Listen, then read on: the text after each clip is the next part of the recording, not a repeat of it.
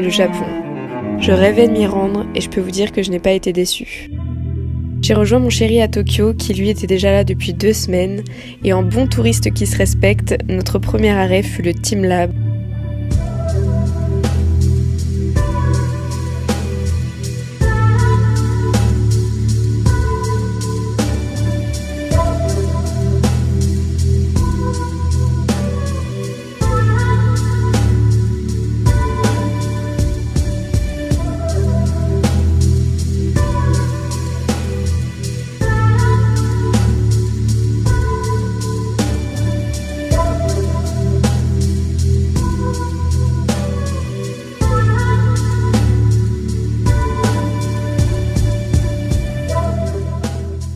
Après ça, nous sommes allés au quartier d'Harajuku pour tester les friperies japonaises.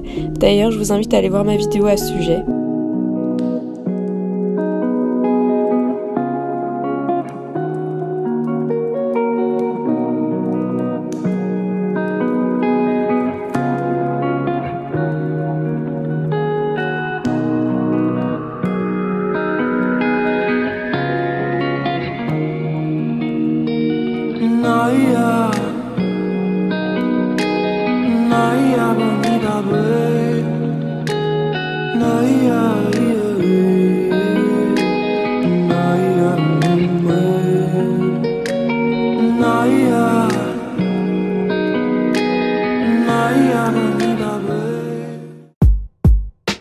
Et oui, on est déjà au 3e jour, je vais pas vous mentir, le premier jour on a dormi toute la journée parce que le décalage horaire ça met quand même une sacrée claque. Du coup, sur les conseils de Natasha Birds, je vous invite vraiment à aller voir sa chaîne si vous ne la connaissez pas. Nous sommes allés au quartier de Yanaka.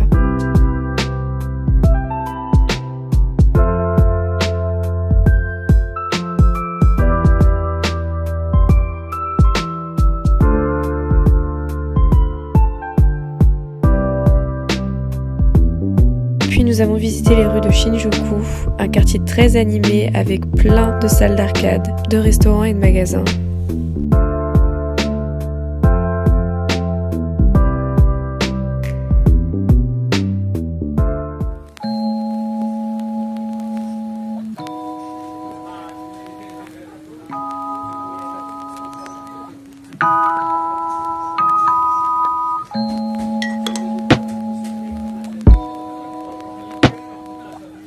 J'ai pas réussi à gagner une seule peluche de tout le séjour.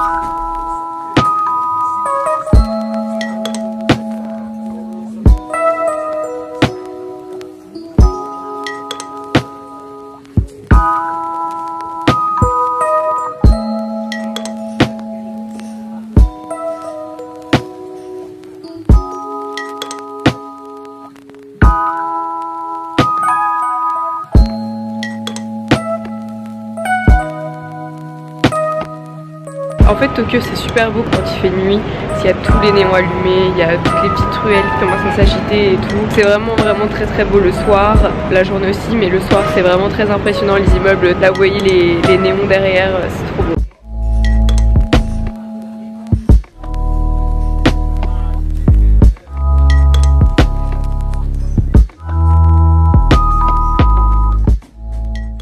Aujourd'hui nous sommes le 4e jour et nous allons à Koenji faire les friperies, voilà, et il fait super beau, il fait genre 16 degrés.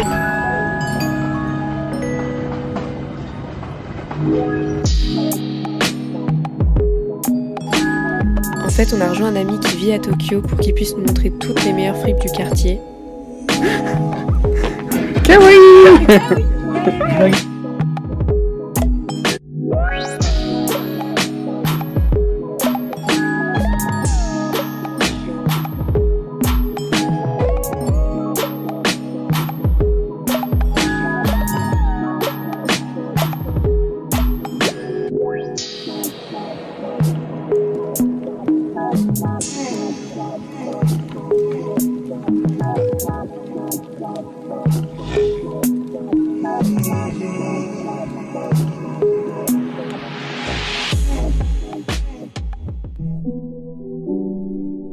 On arrive sur la meilleure partie du voyage, Kyoto.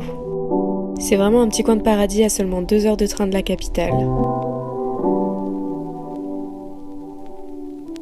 Et là voici notre chambre durant les 3 prochains jours.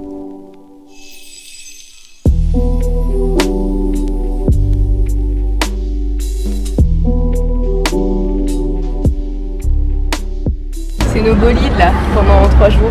On a pris le train tôt ce matin à 8h je crois, on est arrivé à 10h. On est allé directement à la guest house qu'on avait réservée. C'est une petite grand-mère de 92 ans qui s'appelle Tani qui tient cette guest house et elle est trop mignonne. On dort dans une maison vraiment typique japonaise avec des futons et tout, c'est trop beau. On lui loue des vélos pendant 3 jours et là on fait notre première balade à Kyoto. C'est très mignon, c'est beaucoup plus paisible que Tokyo. Là on va à un petit quartier qui s'appelle... je sais plus comment il s'appelle, je mettrai le nom. On va essayer de trouver à manger parce qu'on a faim.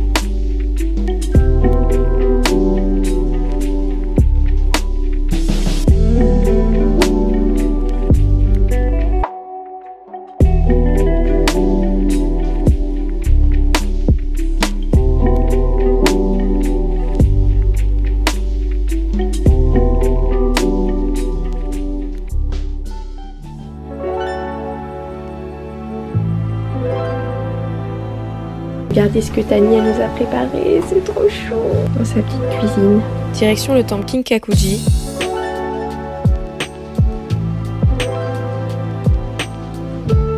Les jardins japonais sont d'une finesse et d'une beauté.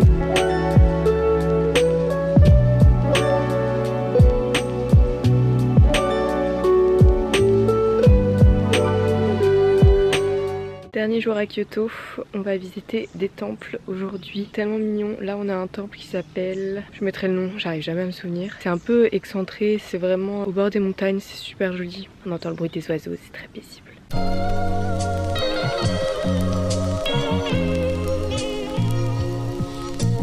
I love you all.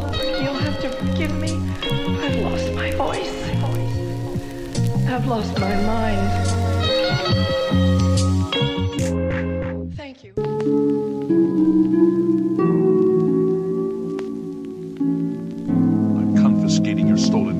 Now pay your fine, or it's off to jail.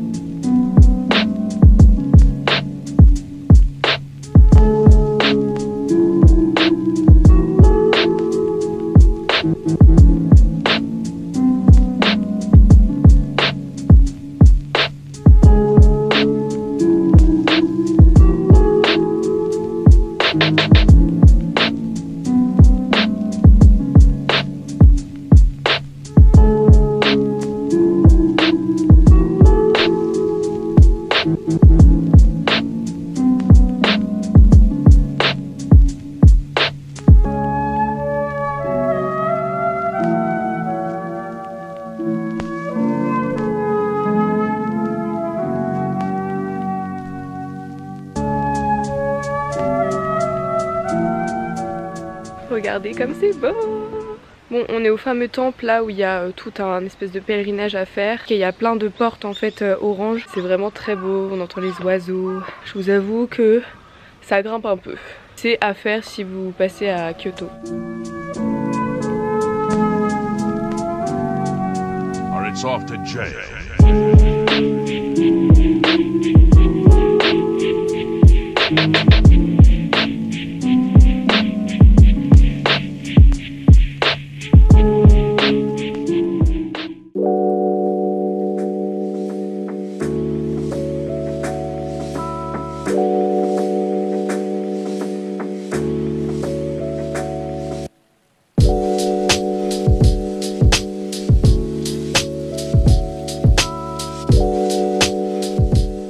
De retour à Tokyo. On est dans le quartier de Shinjuku. On a pris un hôtel pour les 3 derniers jours et là on va manger.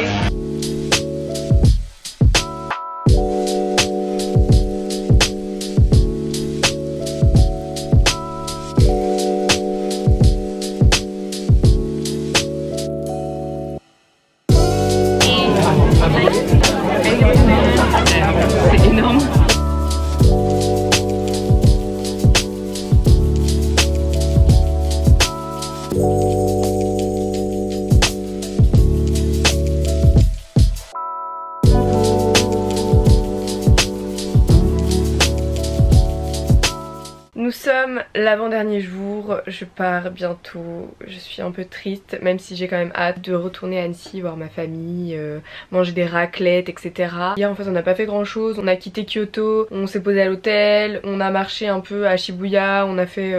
non à Shinjuku. Shibuya, je confonds tout le temps les deux, je me rappelle plus, bref. Donc on a fait un peu ce qui était souvenirs et tout hier, donc j'ai pas filmé parce que c'était pas intéressant. On est allé à Don Quichotte, c'est genre les magasins qui font 6 étages avec que des conneries. Ça m'a trop saoulé en vrai. Il y a trop de monde, il y a trop de bruit partout. Moi j'achète vraiment jamais de souvenirs quand je pars en voyage. J'achète juste un patch pour mettre sur mon sac à dos de voyage. Je vais vous montrer d'ailleurs. En fait je ramène un patch de chaque pays ou endroit où je vais. Bon il en manque de 3 mais après je les accroche ici. C'est un peu mes trucs de souvenirs donc je ramène pas énormément de choses. En fait j'avais acheté ce sac à dos au Scout de Cluse à Annecy et il y avait un seul patch à la base, il y avait juste celui-ci, le patch Annecy. Ça se remplit petit à petit. Vous avez la Grèce, Las Vegas, Italie, Angleterre, Espagne, Hollande, Allemagne, Los Angeles, Portugal, etc. etc. Je vais pouvoir rajouter Japon. Et du coup j'ai juste acheté un petit patch comme ça pour moi. En fait c'est mes seuls souvenirs que je m'achète parce que je trouve que c'est un peu inutile d'acheter 20 000 souvenirs des endroits où on va parce que déjà faut que ça aille quand même un minimum avec la déco de chez toi. Pour les gens c'est un peu délicat aussi de ramener trop de trucs. Donc moi je ramène de la nourriture locale, genre un truc que tu peux conserver, soit de l'alcool. Là on a pris de l'alcool japonais, je sais plus comment ça s'appelle. Et puis j'ai pris une petite boîte de thé pour ma mère qui est super jolie avec un design japonais. Voilà, on n'a pas acheté énormément de trucs, ça nous a grave fatigué en vrai. Du coup on s'est posé à l'hôtel puis après on est allé manger dans un resto hyper cool. C'est un espèce de bar bistrot mais à la japonaise. C'est assez marrant, c'est un peu à l'ancienne, c'est des vieilles décos, il y a les cuisines qui sont ouvertes, les gens fument à l'intérieur. Bon et du coup aujourd'hui on va faire les friperies dans un autre quartier qui s'appelle Shiwatagawa, je sais pas du tout comment ça s'appelle, je me rappelle plus.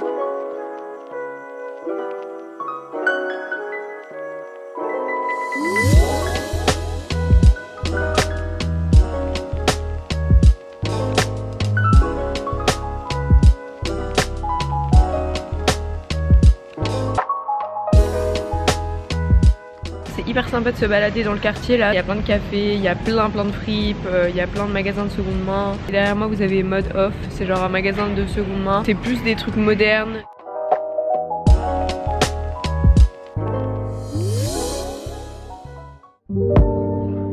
Pour nos dernières soirées, on a décidé d'aller au Park-Hyatt Hotel. C'est l'hôtel dans le film Lost in Translation. Il y a une vue imprenable sur toute la ville, c'est magnifique. Et ce soir-là, il y avait un petit concert de jazz, donc je peux vous dire qu'on était au top. Voilà, c'est tout pour cette vidéo, j'espère qu'elle vous aura plu. N'hésitez pas à venir me suivre sur Instagram. Je vous dis à bientôt pour une prochaine vidéo et je vous embrasse. Bisous!